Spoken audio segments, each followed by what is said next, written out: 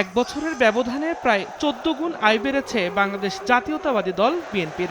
জুলাই অভ্যুত্থানের বছরে বড় ধরনের দলীয় আয়ের নজির স্থাপন করেছে দলটি। শুধু আয় নয়, এক বছরের ব্যবধানে বেড়েছে দলটির খরচও। নির্বাচন কমিশনে জমা দেয়া ২০২৪ সালের আর্থিক বিবরণীতে দেখা যায়, সে বছরের জানুয়ারি থেকে ডিসেম্বর পর্যন্ত দলটির আয় হয়েছে ১৫,৬৫,৯৪,৮৪২ টাকা। বিপুল পরিমাণ আয়ের বিপরীতে এই সময়ে দলটি খরচ করেছে ৪,৮০,০৪,৮২০ টাকা। অবশিষ্ট ১০,৮৫,৯০,০১৯ টাকা বর্তমানে দলটির কোষাগারে জমা রয়েছে।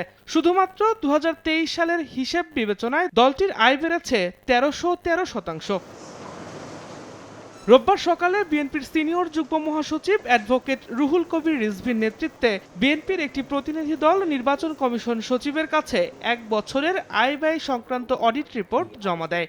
দলের মোট আয় হয়েছে ১৫,৬৫,৯৪,৮৪২, আর দলটির ব্যয় হয়েছে ৪,৮০,০৪,৮২৩। আয় ব্যয় সংক্রান্ত বিষয়ে গণমাধ্যম কর্মীদের এক প্রশ্নের জবাবে রিজভী জানান, সদস্যদের মাসিক চাঁদা, বই পুস্তক বিক্রি, ব্যাংক মুনাফা ও এককালীন অনুদান থেকে এসব আয় হয়েছে।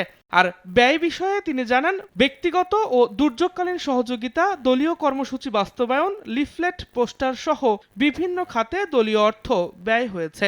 জাতীয় নির্বাহী কমিটির মাসিক চাঁদা, বই পুস্তক বিক্রয়, বিভিন্ন ব্যক্তি ও প্রতিষ্ঠান হতে অনুদান, ব্যাংক হতে অর্জিত সুদ, এটা হচ্ছে আমাদের সোর্স, আমাদের আয়ের সোর্স। আর ব্যয় হচ্ছে আমাদের বিভিন্ন, যেমন ধরুন ব্যক্তিকে আর্থিক অনুদান, বিভিন্ন জেলায় বন্যা কবলিত এলাকায় ত্রাণ বিতরণ, পোস্টাল লিফলেট ছাপানো, বিভিন্ন জনসভা বাবদ, বিভিন্ন আলোচনা সভায় হল ভাড়া ও অন্যান্য খরচ বাবদ এখানে হচ্ছে আমাদের যেটা ব্যয় হয়েছে।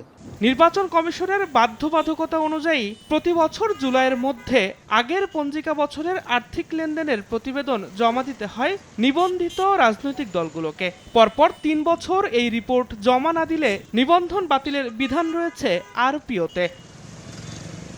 দিন মোহাম্মদ সাব্বির, সময় সংবাদ, ঢাকা।